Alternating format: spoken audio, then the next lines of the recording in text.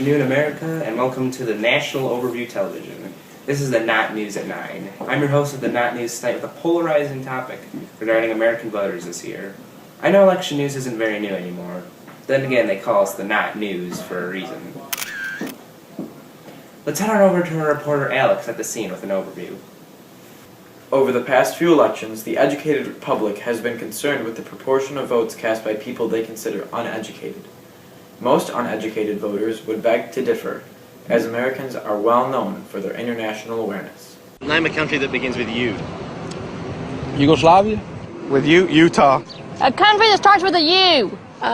Utopia. Who is in the coalition of the willing? No freaking idea. Afghanistan, Kuwait. Iraq, Pakistan, New Zealand. New Zealand. Who is Fidel Castro? A singer. How many sides does a triangle have?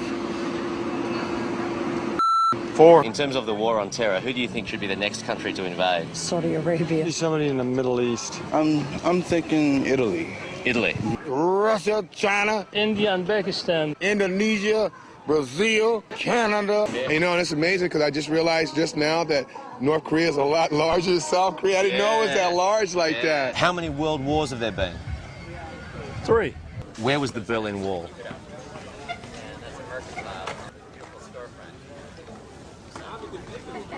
Believe me, I don't know the answer to this question, but I'm thinking. Okay, alright. Israel? Excuse me, Alex, but what seems to be the problem here? Dan, you see, some sticklers consider the proposed lack of education among American citizens as a serious concern to the credibility of the United States elections.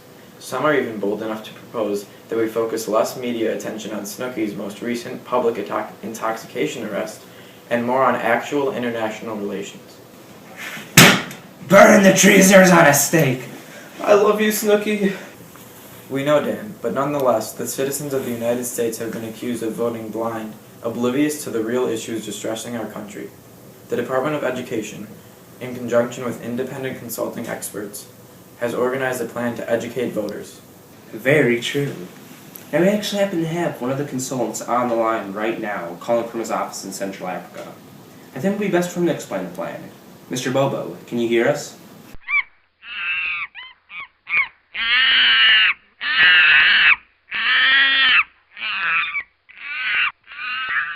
I'm doing very good, thank you, sir.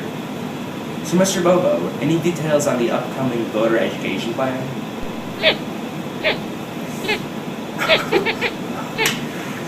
Excuse me. Sorry. Such wisdom. Each word you speak is like a golden drop in this primitive, sad excuse of a news station that you call us. You are truly a scholar and a gentleman, Mr. Bobo. Thank you for considering our time. Have a long and fruitful life. Bye-bye.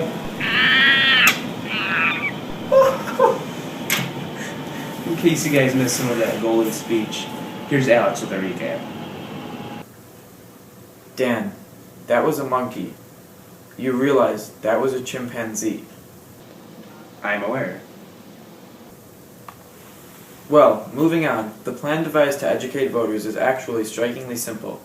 A survey will be administered to all registered voters. The purpose of this survey is to determine whether the individual falls into the Republican or Democratic camp based on simple views. Survey questions have been submitted by both the Democratic and Republican parties. Their answers will imply either Democratic or Republican leanings. Do you have any examples of these questions? In fact, I do. Questions which imply Democratic leanings include, submitted by the Democratic Party, do you enjoy your basic human rights? And submitted by the Republican Party, do you enjoy killing babies? Questions which imply Republican leanings include, submitted by the Republican Party, do you trust God? And submitted by the Democratic Party, are you a proponent of discrimination? Those questions don't exactly seem fair. Oh, Dan, our experts seem to disagree. Once each member of the populace has been categorized by political leaning, they will have the option to attend political education class, or they may opt to attend political education class. It doesn't sound like we have many options. Shh. Okay. So what are these classes like? Well, Dan, Our experts have traveled the country searching for the most opinionated Republicans and Democrats to teach these classes. Because everyone knows that the most opinionated and outspoken individuals always possess the most vast, detailed, and reliable pool of knowledge regarding the American political system. Of course, that's basic knowledge. We are fortunate enough to have some of these high-quality human beings appear on Not News. He's a Muslim. He has a Muslim father. That's his background. And he reads the Quran. You talked about him going to Reverend Wright's church for 20 years. Yes. But now you also think he's a Muslim. Well, he is a Muslim. His father was a Muslim, his father was an atheist, and his father was a Was communist. his father a Muslim or was his father an atheist? He's all three.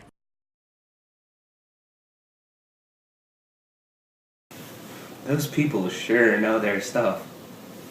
This system received rave reviews from experts around the globe. Yes, I heard that it beat out other proposals. Other plans included encouraging people to research politics on their own and develop their own beliefs. Experts criticize this plan for too much free thinking and not enough propaganda and mob mentality. Yes, Dan, quite a terrible proposal. It was even suggested that media focus less on personal issues and minor speaking errors and more on the real issues and facts. The nerve of those people. Well, that's all, folks.